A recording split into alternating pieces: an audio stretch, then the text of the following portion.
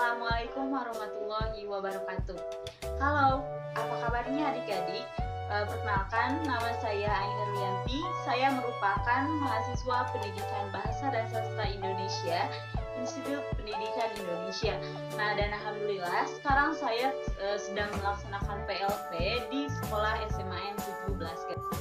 Baik, pada video pembelajaran kali ini kita akan belajar tentang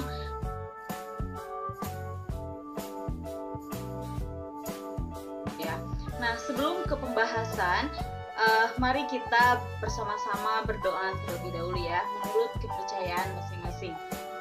Doa dimulai. Baik, sebelum mengenal lebih jauh bagaimana menyusun artikel fakta, artikel opini, nah adik-adik harus tahu dulu apa sih itu artikel gitu ya.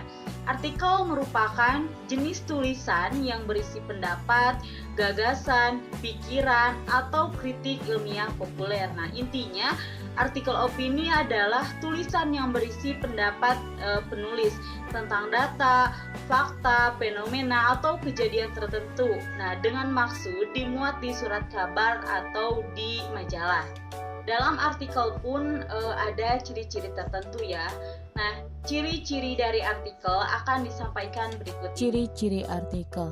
Yang pertama, tulisannya singkat, padat, jelas, dan pembahasannya lengkap dan tuntas.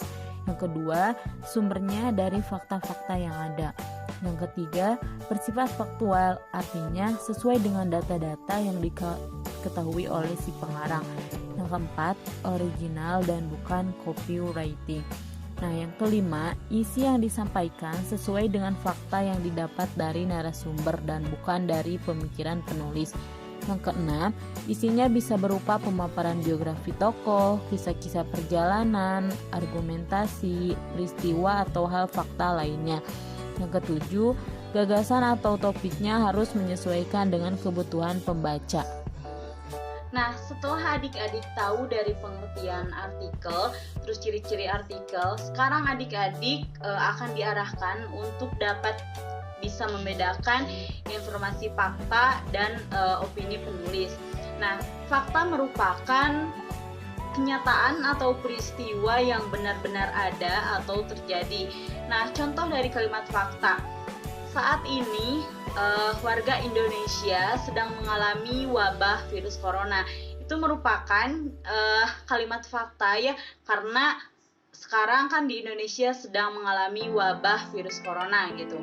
Nah, yang kedua yaitu opini. Opini adalah pendapat, pikiran, atau fenomena seseorang terhadap sesuatu. Nah, contohnya nanti sore akan hujan gitu ya. Nah, itu kan merupakan suatu pendapat dari seseorang dan tidak dapat dibuktikan kebenarannya gitu. Baik, dalam kalimat fakta dan kalimat opini pun ada ciri-cirinya. Berikut merupakan ciri-ciri kalimat fakta dan ciri-ciri kalimat opini. Ciri-ciri kalimat fakta. Yang pertama, dapat dibuktikan kebenarannya. Yang kedua, berisi data-data yang sifatnya kuantitatif berupa angka dan kualitatif berupa pernyataan. Yang ketiga, mempunyai data yang akurat, waktu, tanggal, tempat, dan peristiwanya. Nah, dikumpulkan dari sumber yang terpercaya. Terus bersifat objektif, yakni data yang sebenarnya, bukan dibuat-buat dan dilengkapi dengan gambar objek. Nah, yang keenam, biasanya dapat menjawab rumus pertanyaan 5W1H ya. Siapa, mengapa, bagaimana, dan lainnya.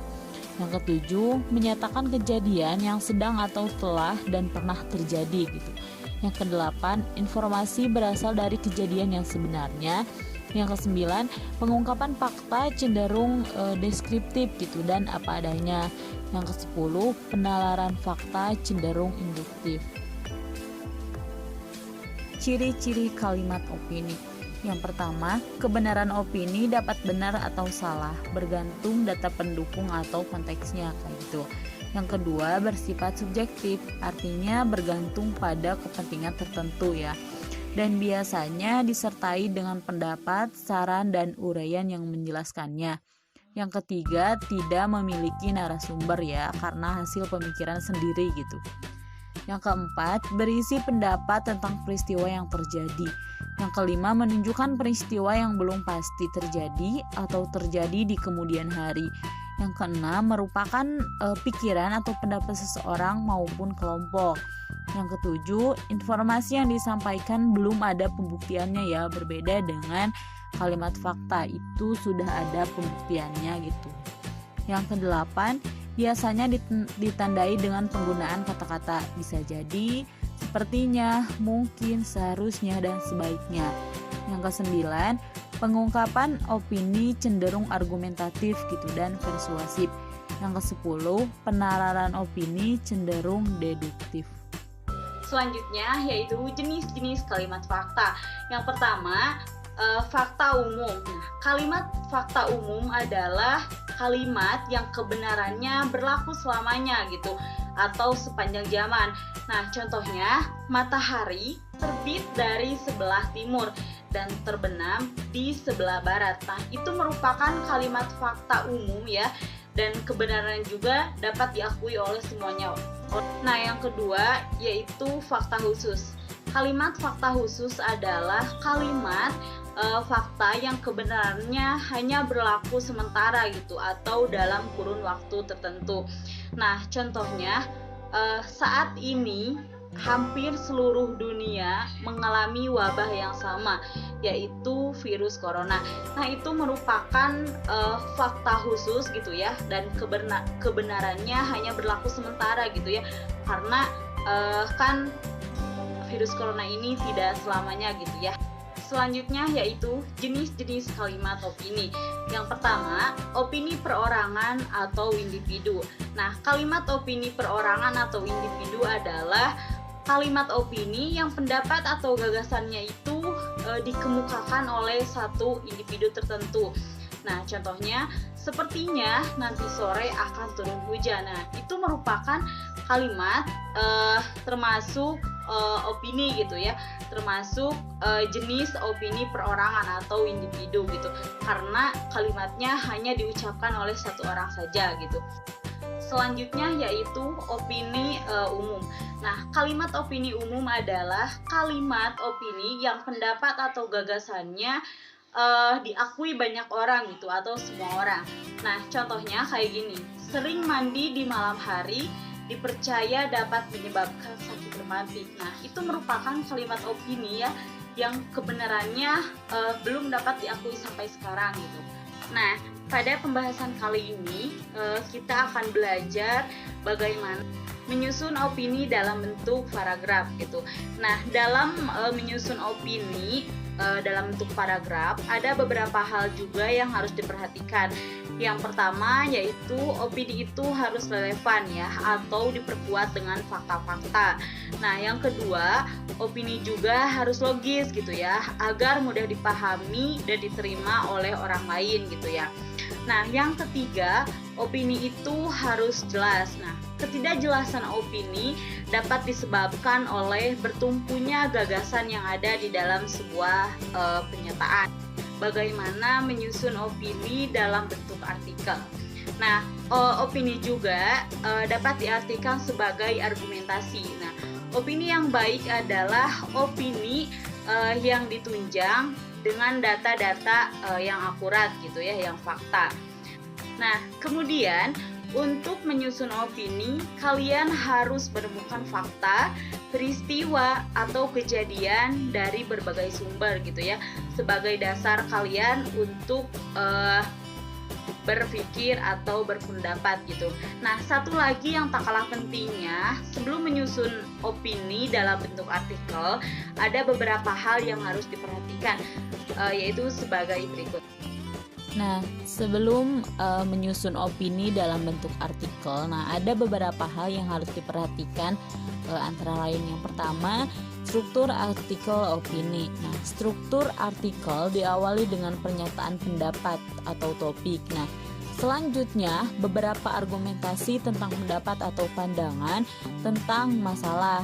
Yang terakhir, pernyataan ulang pendapat, yakni adanya penegasan kembali pendapat yang telah dikemukakan agar pembaca lebih yakin dengan pandangan atau pendapat tersebut. Yang kedua yaitu argumentasi. Nah, Bagian inilah yang paling penting dan harus kuat. Nah, artinya argumentasi harus didukung data aktual karena opini umumnya bersifat aktual gitu, yang berisi analisis subjektif terhadap suatu permasalahan. Nah, argumentasi yang dibangun juga harus konstruktif gitu, agar pesan yang ditulisan dapat diserap secara baik oleh pembaca. Nah, kemudian kalian juga harus memberikan solusi yang komprehensif gitu. Nah, yang ketiga yaitu penggunaan bahasa. Nah, kecenderungan pembaca teks artikel adalah membaca tulisan yang tidak terlalu panjang, mudah dibaca dan mudah dipahami.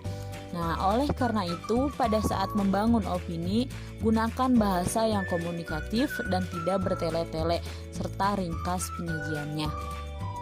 Nah, untuk pembahasan terakhir yaitu menyusun fakta dalam bentuk artikel. Nah, fakta adalah suatu informasi yang bersifat nyata atau benar-benar terjadi. Nah, fakta juga disertai dengan data-data yang mendukung kebenarannya gitu. Nah, oleh karena itu, fakta lebih sering dibantah oleh opini seseorang. Nah, untuk contohnya, contoh kalimat fakta yang pertama, Tasikmalaya adalah salah satu kota yang ada di Jawa Barat.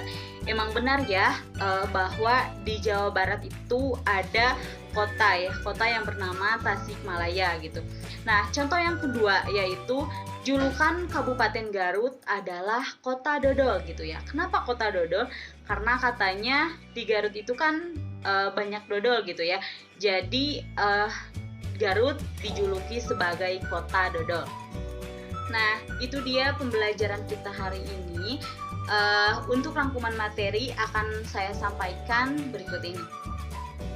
Nah, untuk rangkuman materinya atau simpulan dari pembahasan kita kali ini, artikel merupakan tulisan lengkap dalam media massa yang membahas isu topik tertentu yang aktual secara lugas. Artikel bertujuan untuk memberikan wawasan, pengetahuan, meyakinkan, mendidik, atau menghibur. Yang ketiga, informasi dalam artikel mengandung fakta gitu dan pendapat atau opini yang logis untuk meyakinkan pembacanya. Nah, fakta merupakan pernyataan yang menggambarkan suatu kenyataan secara apa adanya. Dengan demikian, sesuatu fakta merupakan sesuatu yang pasti benar adanya gitu. Nah, opini merupakan pernyataan yang mengungkapkan hasil pemikiran, pandangan, pemikiran, dugaan, dan sejenisnya tentang suatu fakta gitu. Struktur teks artikel terdiri atas bagian-bagian berikut. Yang pertama, pernyataan pendapat atau topik. Yang kedua, argumentasi tentang pendapat atau pandangan tentang masalah tersebut. Nah, yang ketiga, pernyataan ulang pendapatnya, yakni adanya penegasan kembali pendapat yang telah dikemukakan agar pembaca yakin dengan pandangan atau pendapat tersebut. Nah, argumentasi merupakan bagian paling penting, maka harus didukung data yang aktual. Nah, penggunaan bahasa harus komunikatif dan tidak bertele-tele, serta ringkas penyajiannya. Hal-hal yang harus diperhatikan dalam menyusun opini sebagai berikut. Opini itu harus relevan atau diperkuat fakta gitu. Nah, opini juga harus logis dan harus jelas. Tulisan harus dijaga agar tetap tajam, berbobot, dan berimbang. Baik, alhamdulillahirrahmanirrahim. Pembelajaran kali ini telah selesai dilaksanakan. Nah, terima kasih kepada adik-adik yang telah bersedia belajar dengan saya. Semoga kita semua selalu dalam lindungan Allah Subhanahu wa Ta'ala. Tetap jaga jarak, tetap taati protokol kesehatannya, mulai dari 3M, tetap memakai masker, menjaga jarak, dan selalu mencuci tangan ya. Terima kasih atas perhatiannya. Wassalamualaikum warahmatullahi wabarakatuh.